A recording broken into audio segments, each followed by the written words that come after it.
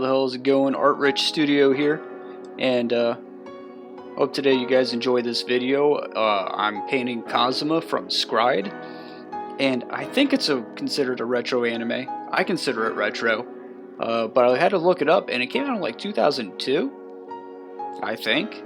2002, 2003, so it's actually not as old as I thought it was. I thought it was like mid-90s, but hey, it still has that same style animation, so I'm going to consider it retro. Me and a bunch of other guys kind of got in this debate, not so much a debate, but trying to figure out what exactly is considered retro now in the year 2020. Over on Discord, in the Retro Crush Discord, and trying to figure out how we break it down. But anyway, let me talk about Kazuma and this show called Scried. It was an amazing anime when it came out. Nobody talks about it anymore, but you know what, with how the seasons in anime go, that makes sense. Alright, so what you just saw, I cut out like 2 hours of painting right there. I didn't like the original line drawing, and then I just took it, started painting it way too quickly without figuring out a bunch of stuff, and I still didn't figure out everything that I needed to at this point. I had no plan going into this. I was just like, I want to draw this guy from Kazuma from Scried,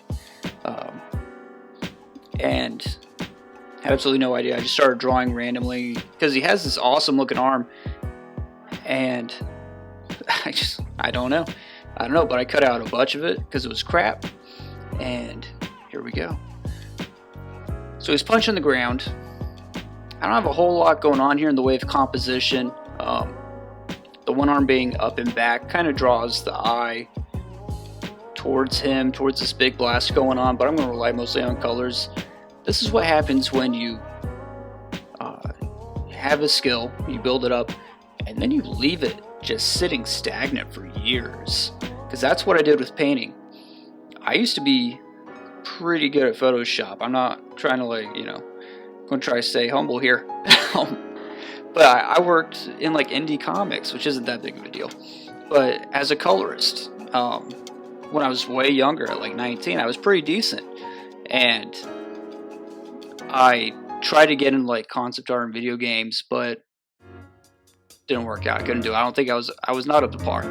And I just kind of let it stagnate because I wanted to focus on drawing, which was a huge fundamental that I wasn't very good at, and I've built that up a lot since then. And now I'm kind of coming back to digital painting, and I'm just trying to figure out how to put this all together, you know, all these skills. But anyway, here I am painting the arm, and this is probably one of the first, not one of the first, but it's basically superheroes or mutants in anime. It's like the X-Men for anime before the X-Men anime. These people have powers due to this unexplained incident, and nobody quite knows how it works. It's just somehow genetic. People are born with it. This guy has this incredible ability to just, his one arm transforms, and then actually has like several evolutions, and he calls it the shell bullet. And oh yeah, all these people's powers are called alters. It's this really great anime, really interesting concept. And this guy is a badass.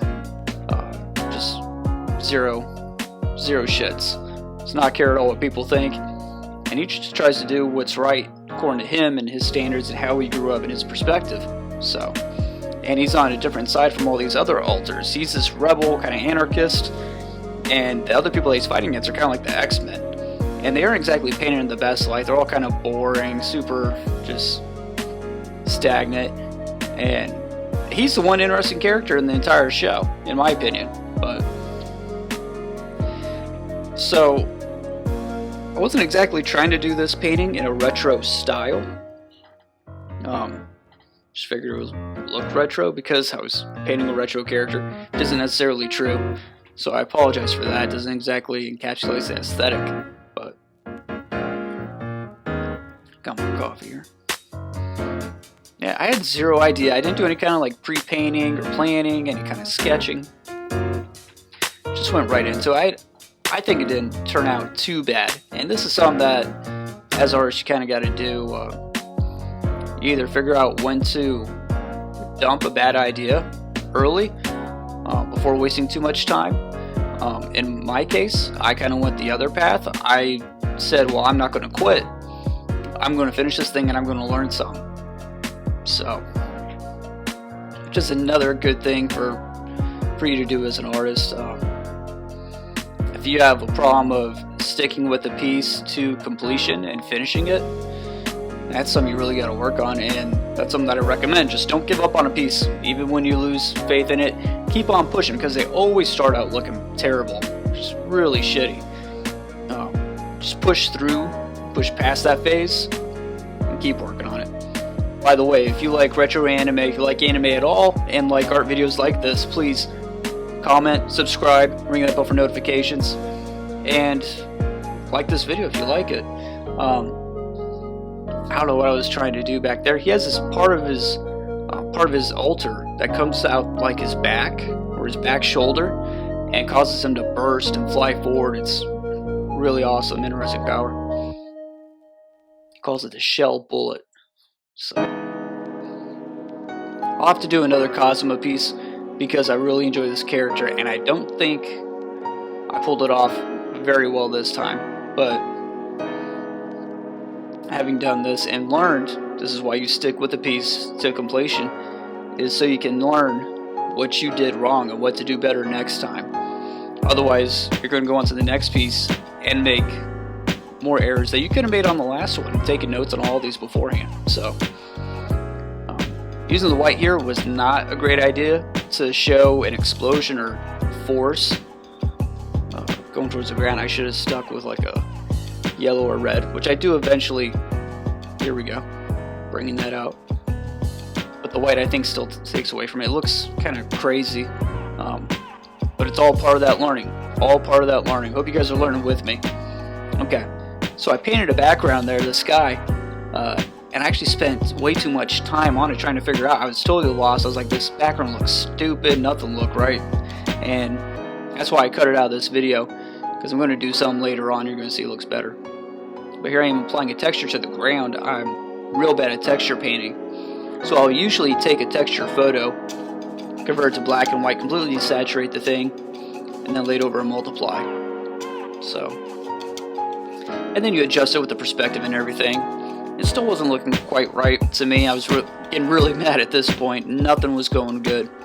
But you push through it and you try to force it, in my opinion. I've heard other artists say, you just gotta kind of realize when, if something's wrong, if it's not good, then stop and give up. But I didn't want to do that because I had absolutely no idea what I was doing. I didn't have any idea or concept before going into it. So,